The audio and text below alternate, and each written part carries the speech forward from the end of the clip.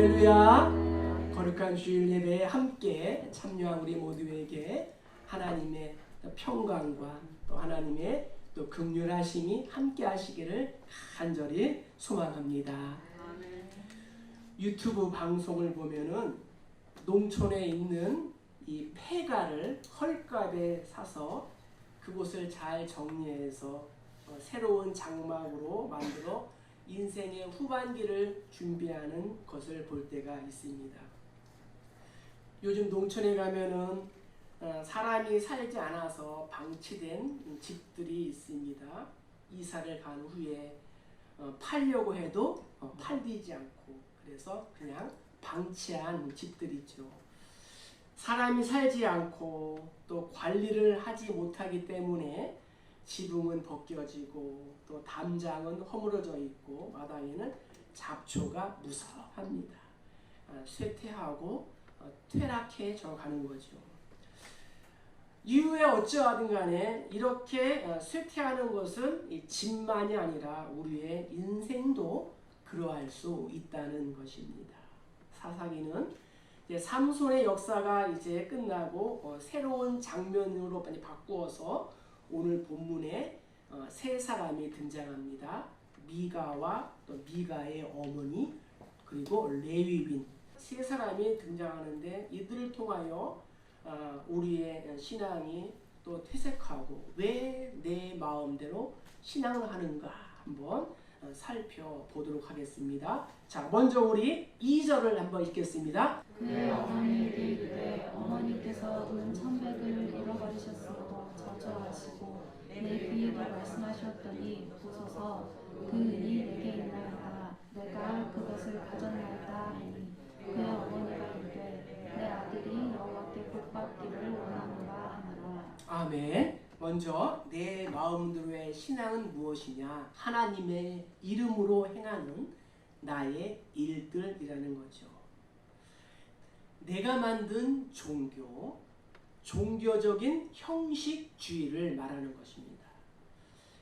에브라임이라는 동네에 이 미가라는 사람이 살고 있었습니다. 그의 집안은 대단한 부자였습니다.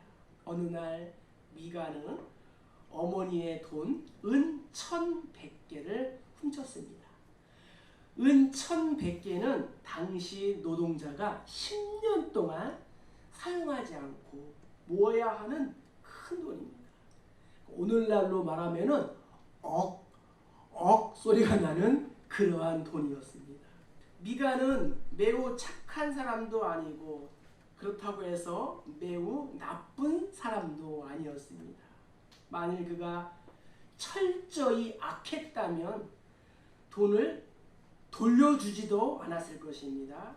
그리고 그가 좋은 사람이었다 하면은 애초에 어머니의 돈을 훔치지도 않았을 것입니다. 그런데 미가는 어머니가 이 돈을 훔친 사람을 저주한다는 그러한 소리를 듣게 되었습니다. 그래서 미가는 두려워서 훔친 그 돈을 어머니에게 돌려주었습니다. 양심의 가책을 느꼈을까요? 그렇지 않았어요. 저주 때문에 어머니에게 돌려주었습니다. 그랬더니 어머니가 아들 미가를 축복해 줍니다. 그러나 어머니의 이 축복도 이 사랑의 마음으로 축복한 것이 아니라 잃어버린 돈을 찾았으니 다행이다. 마음이 풀려서 그저 입으로만 축복을 해 준 것이었습니다. 3절에 보니까 내 손에서 이 은을 여호와께 거룩히 드리노라고 이 미가의 어머니가 말했어요. 애초에 이 은 1,100개를 모두 다 하나님께 거룩하게 드리겠다고 공언을 한 것이죠. 그러나 막상 돈을 찾고 나니까 마음이 변해서 1,100개 중에 900은 떼먹고 200만 이제 아들 미가에게 주어서 우상을 만들게 했습니다. 10계명 중에 제2계명을 노골적으로 무시하는 행동이었습니다. 미가의 어머니는 자신이 이 가증한 신상을 만들어서 우상 숭배를 하면서 그것을 여호와께 대한 간절한 신앙으로 이렇게 여겼습니다. 그리고 하나님의 이름으로 이 아들에게 복을 주기를 빌었다는 것입니다. 여기서 말하는 우상이란 무엇일까요? 다른 신을 말하는 것이 아니라 형상, 조형물, 상징물들을 말합니다. 우리 부모님의 세대는 오랫동안 이 미신들을 이렇게 섬겨왔죠. 또 샤머니즘 신앙이었습니다.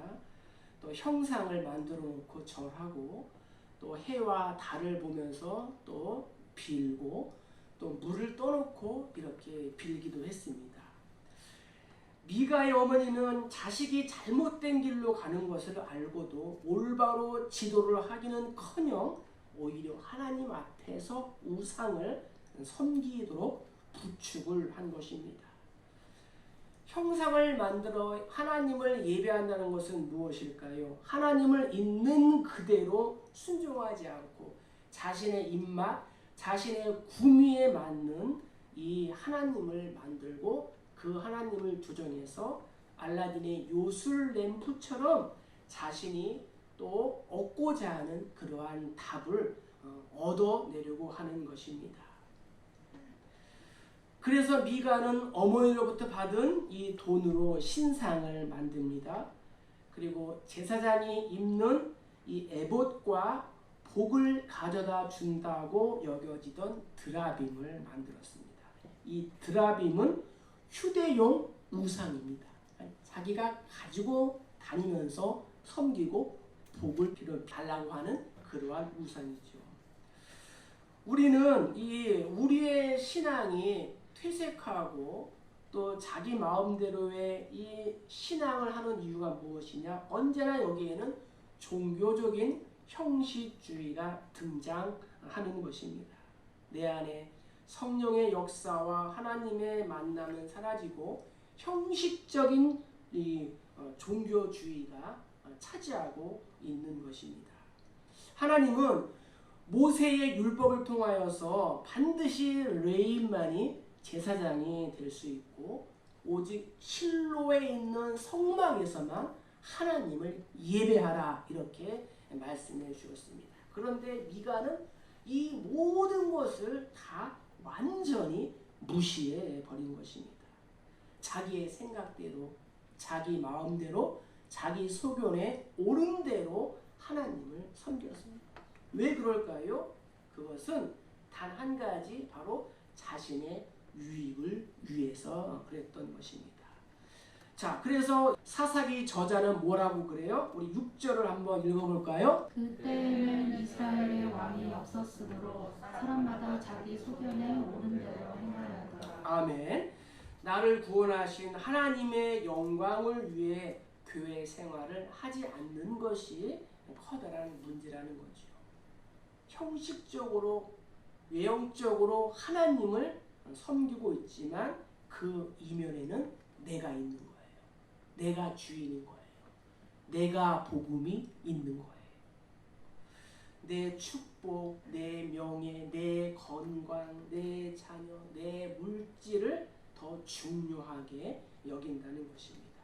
과연 이것이 사사시대 때 미가만의 실수일까요? 하나님의 백성인 이스라엘 백성들의 삶은 어떠했을까요? 또 2000년이 지난 오늘을 사는 저와 여러분들의 또 형편은 어떠할까요?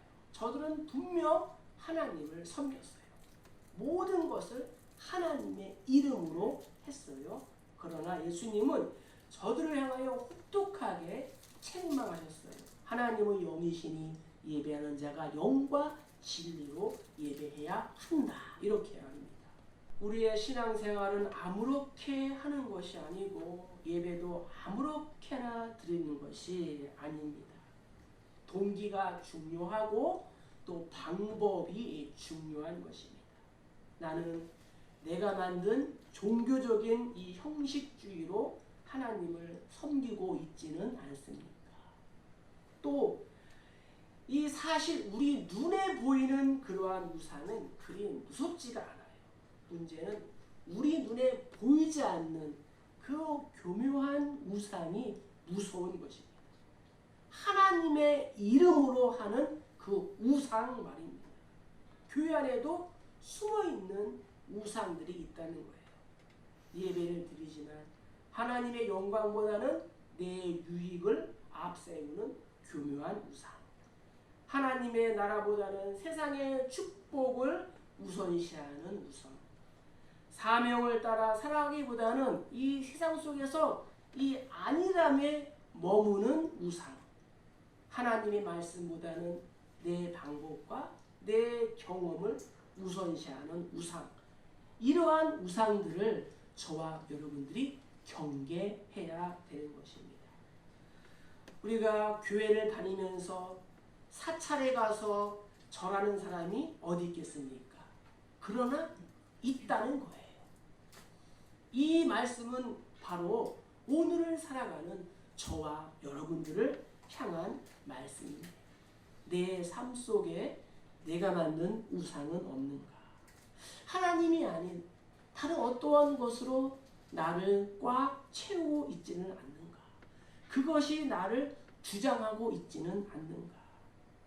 나의 삶 속에 하나님의 이름으로 내세우는 종교적인 형식주의가 있다면 성령의 능력으로 물리치시기를 주의 이름으로 축복합니다. 어떤 것이 내 마음대로의 신앙일까요? 우리 7절과 8절을 한번 읽겠습니다. 유다 가족에 속한 유다 베들레헴에 한 청년이 있었으니 그는 레위인으로서 거기서 거류하였더라. 그 사람이 거주할 곳을 찾고자 하여 그 성은 유다 베들레헴을 떠나가다가 에브라임 산지로 가서 유다의 집에 이르매. 어떤 것이 내 마음대로의 신앙이에요? 성경은 두 번째로 하나님의 영광보다는 내 유익을 먼저 생각하는 것이다 라고 말씀하고 있습니다. 우리가 퇴색하고 우리가 떨어지는 이유가 무엇이에요? 이기주의 그리고 개인주의예요. 오늘 본문에 등장하는 또 다른 사람은 누구냐? 레위인입니다. 이 레위인은 더 나은 곳, 더 나은 일감을 찾기 위해서 동분서주하였습니다. 사람이 살아가면서 더 좋은 것, 더 나은 것을 찾는 것은 당연한 일입니다. 그러나 레위인은 그렇게 해서는 안 되었습니다. 하나님은 레위인에게 사명을 주시면서 살 곳을 정해 주셨습니다. 그런데 본문에 나오는 레위인은 하나님이 정해 주신 곳에서 살지 않고 어디로 가야 내가 먹고 살 수 있을까? 더 좋은 곳은 없을까? 하며 이리저리 돌아다녔습니다. 레위인의 사명은 무엇일까요? 레위인은 하나님의 성전에서 봉사하는 사람입니다. 그런데 성전을 지키고 성전에서 봉사해야 할 그가 성전을 돌보지 않고 왜 일할 곳을 찾아 이리저리 방황할까요? 왜 그랬을까요? 이유는 이스라엘 사람들이 하나님께 헌신하고 하나님께 드리는 생활을 하지 않아서 그랬습니다. 저들이 하나님께 헌신하는 생활을 제대로 했으면 레위인은 아무런 걱정 없이 하나님의 사역에 전념할 수 있었을 것입니다. 그런데 시대가 악하고 자기의 소견에 옳은 대로 하면서 백성들이 제대로 된 헌신을 하지 못하게 된 것입니다. 오죽했으면 하나님으로부터 특별히 구별함을 받은 레위인이 하나님으로부터 맡은 사역을 뒤로한 채 어디로 가면 살고 어디로 가면 먹고 어디로 가면 일할 곳이 있을까 하고 기웃거리는 신세가 되었습니다. 바라기는 저와 여러분 모두는 이 시대를 살아가는 영적인 제사장, 영적인 레위인인 줄로 믿습니다. 그러다가 이 레위인이 미가를 만나게 되었습니다. 아마도 이 미가가 만든 신당은 큰 길가에 있었기 때문에 모든 여행자들의 눈에 쉽게 띄었을 것입니다. 아들을 제사장으로 이렇게 세웠다가 실패한 미가는 아싸 하고 이제 이 레윈에게 엄청난 물질을 제안합니다.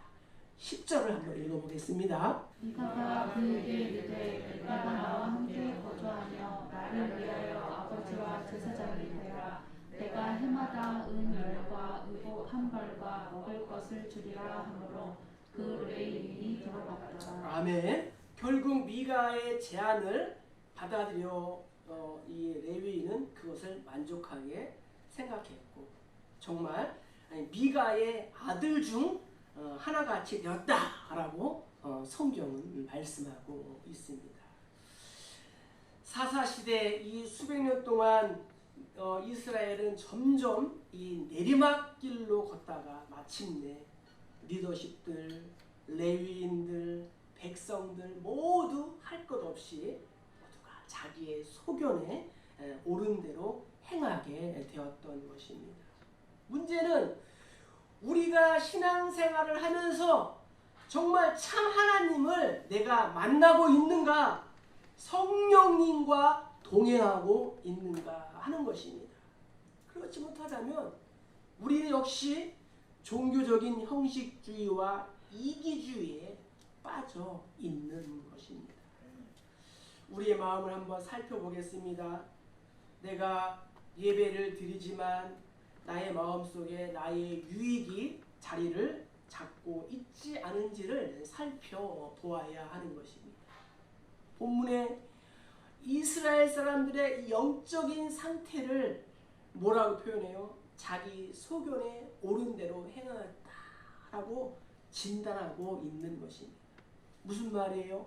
하나님의 영광보다는 자신의 유익을 구했다는 것입니다. 이러한 사람들이 모인 교회, 이러한 사람들이 모인 공동체가 어떠한 영향력을 발휘할 수 있을까요? 교회에서는 그럴 뜻한 얼굴로 반듯한 모습으로 앉아 있습니다. 그러나 교회 밖에서는 자신의 유익을 위하여 열심히 자기가 만든 신을 섬기고 봉사하는 것, 바로 이것이 내 마음대로의 신앙이며 나의 신앙이 퇴색하는 신호입니다. 바라기는 모든 예배는 우리가 이 교회의 문을 나서는 순간부터 시작된다라는 것을 기억하시길 주의 이름으로 축복합니다. 나의 기도의 제목들을 한번 살펴보는 거예요. 내가 하나님의 나라와 주님의 몸된 교회를 위하여, 또 우리의 영혼을 위하여, 자녀들의 신앙을 위하여, 공동체를 위하여 내가 기도하고 있는가? 아니면 이 땅에서 얻어야 할 것들로 나의 기도의 제목들을 채우고 있는가? 그렇다면 우리는 어쩌면 퇴색한 길, 넓은 길로 가고 있는 것입니다. 이 말씀을 통하여 그 길에서 우리가 돌아와야 합니다. 미가로부터 고용된 레위인은 자신의 이익을 위해서 결정하고 자신의 이익을 위하여 살았던 것입니다. 자, 이제 마지막으로 내 마음대로의 신앙이란 무엇일까요? 자, 우리 12절과 13절을 한번 읽겠습니다. 미가가 그 레위인을 거룩하게 구별하매 그 청년이 미가의 제사장이 되어 그 집에 있었더라. 이에 미가가 이르되 레위인이 내 제사장이 되었으니 이제 여호와께서 내게 복 주실 줄을 아노라 하니라. 아멘. 세 번째는 편한 길로만 가려고 하는 것. 이것이 또 내 마음대로의 신앙이다 라고 성령은 말씀하고 있습니다. 내 마음대로의 길을 걸어가다 보면은 형식적인 종교주의, 개인주의 뿐만 아니라 이 편리주의가 나타나게 되는 것입니다. 하나님께서 여호수아를 통하여 가나안 땅을 정복하게 하고 12지파에게 나누어 주었습니다. 그런데 그 땅은 저절로 얻어지는 것이 아니라 이스라엘 백성들이 가나안 족속들과 싸워서 전쟁에서 차지해야 하는 그러한 땅이에요. 그 중에 단지파라고 있었어요. 단지파의 자손들은 하나님의 백성들 중에서 가장 약한 그러한 자들의 모습이었습니다. 미가는 당시 이 하나님을 가나안 우상들과 동일선상에서 미신적인 대상으로 하나님을 섬겼어요. 그럼 미가는 자기가 편리한 이 파행적인 방법으로 정말로 세운 이 레위인을 합법적인 제사장으로 여겼습니다. 자, 12절 다시 한번 읽어보겠습니다. 미가가 그 레위인을 거룩하게 구별하며 그 청년이 미가의 제사장이 되어 그 집에 있었더라. 아멘. 미가는 그 레위인을 거룩하게 구별하여 세운 이 임명식이 정당하다고 생각했습니다. 비록 성경에 아론의 후손들만이 제사장이 될 수 있는 그러한 규례가 있음에도 불구하고 미가는 레위인이면 모두 제사장이 될 수 있다라는 그러한 자기 편리주의로 생각을 한 것입니다. 그리고 그 레위인을 통하여서 어머니로부터 받은 저주가 자기에게 임하지 않고 또 여호와께서 자기의 가정을 복되고 번영케 해 줄 것을 또 믿고 기도해달라고 했습니다. 즉 미가에게 있어서 하나님은 드라빔과 같은 자기가 가지고 다니는 정말 일개의 가정의 수호신에 불과했던 것입니다. 이처럼 당시 이스라엘 사회에서는 하나님에 대한 이 지식이 우상 숭배로 인하여서 이 혼합주의로 크게 왜곡이 되어 있었던 것입니다. 우리의 구원도 마찬가지입니다. 하나님이 우리에게 구원을 선물로 값없이 주셨지만 그 구원 안에 담겨 있는 이 축복과 영적인 성숙들은 내가 싸워서 쟁취하고 차지해야 되는 것입니다. 그래서 천국은 침노하는 자들의 것이다 라고 성경은 말씀하고 있습니다. 11지파가 피 흘리는 전쟁을 통하여 가나안 땅을 하나씩 차지하는 동안에 이 단지파는 자신에게 할당된 땅에 가서 견고한 적들을 보고 미리 겁을 먹었어요. 그리고 하나님이 주신 땅을 포기했어요. 그리고 어디에 가면 좋은 땅이 있을까 하며 돌아다니다가 이 미가의 집에 당도하게 된 것입니다. 그리고 그곳에서 만난 이 레위인 제사장의 힘을 빌어서 땅을 발견하고 이 영성도 없는 이 제사장을 만나서 땅을 발견했으니 그 길이 제대로 풀리겠습니다. 오늘날 교회에도 이러한 바람이 불고 있습니다. 요즘 사람들이 가장 선호하는 교회는 편안한 교회예요. 터치하지 않는 교회, 신경 쓰지 않는 교회, 제자훈련도 없고 봉사도 없고 전도와 선교도 없고 나올래 편하게 왔다 갔다 하는 교회. 진리와 생명을 위한 영적인 전쟁도 없고 그저 적당하게 하나님을 섬기다가 재미를 보려고 하는 교인들이 늘어나고 있는 추세가 오늘날 그렇습니다. 대형 교회를 선호하고 그것을 통하여 자신의 유익과 자신의 편리함을 구하고 하나님을 위하여 부담지기를 싫어합니다. 예배당을 건축한다고 하면 도망갑니다. 왜요? 부담스러워서. 그럼에도 불구하고 개척교회를 섬기고 개척교회에서 예배하는 분들은 정말 대단하신 분들이다 라고 저는 생각하며 그저 저들을 또 축복합니다. 사랑하는 성도 여러분, 그러나 이 단지파들처럼 편안한 것을 추구할 때 명심해야 할 것은 자신도 모르게 우상을 섬기게 될 수 있다는 것입니다. 단지파의 결말이 어떠할까요? 성경 구약 역대상을 보면은 12지파가 소개되는데 그 중에 단지파의 이름이 빠졌어요. 그리고 요한계시록 7장에서 이스라엘 자손 중에 인맞은 자 14만 4천 명을 계수할 때도 보면은 단지파의 이름은 빠져 있습니다. 보이지가 않습니다. 미가는 자기에게 편한 대로 자기의 예배 성소를 세웠습니다. 미가의 어머니는 아들을 우상 숭배하도록 도와주었습니다. 또 레위인은 하나님이 정하신 곳에 머물지 않고 자신의 살 궁리 때문에 이곳저곳을 찾아다녔습니다. 예배하기에 편리한 하나님을 만들었어요. 자기들이 좋아하는 율법은 따르고 자기들에게 득이 되지 않는 그러한 율법은 따르지 않았어요. 이스라엘의 신앙이 개인의 이 취미 생활이 되어버린 거예요. 이것이 바로 편리주의와 안일함에 빠진 것입니다. 사랑하는 성도 여러분, 우리의 신앙의 길은 십자가의 길인 줄 믿습니다. 골고다의 길입니다. 헌신과 희생의 길입니다. 우리가 피 흘리며 영적 전쟁을 할 때에 우리는 예수님의 뒤를 따라갈 수 있는 것입니다.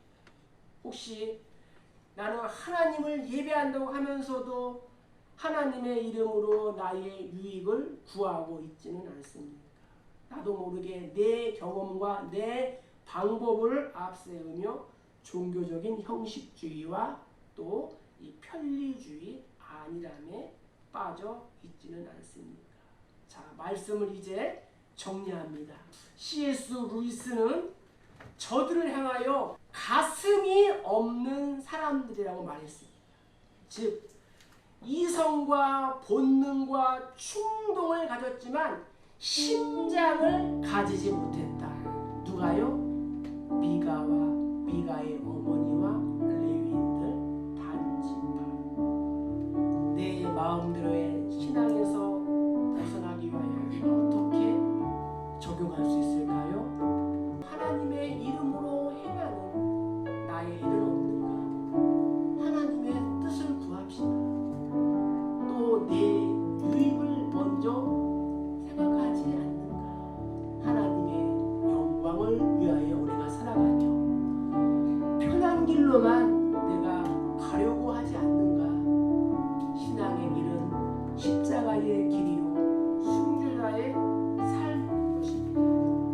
오늘 주신 말씀을 우리 마음으로 잘 받아서 또 생활에 적용함으로써 인본주의 신앙이 아닌 신본주의의 그러한 신앙으로 돌아서 주 안에서 형통한 삶을 또 살고 나누고 베푸는 저와 여러분 다 되시기를 주님의 이름으로 간절히 축복합니다. 축복합니다.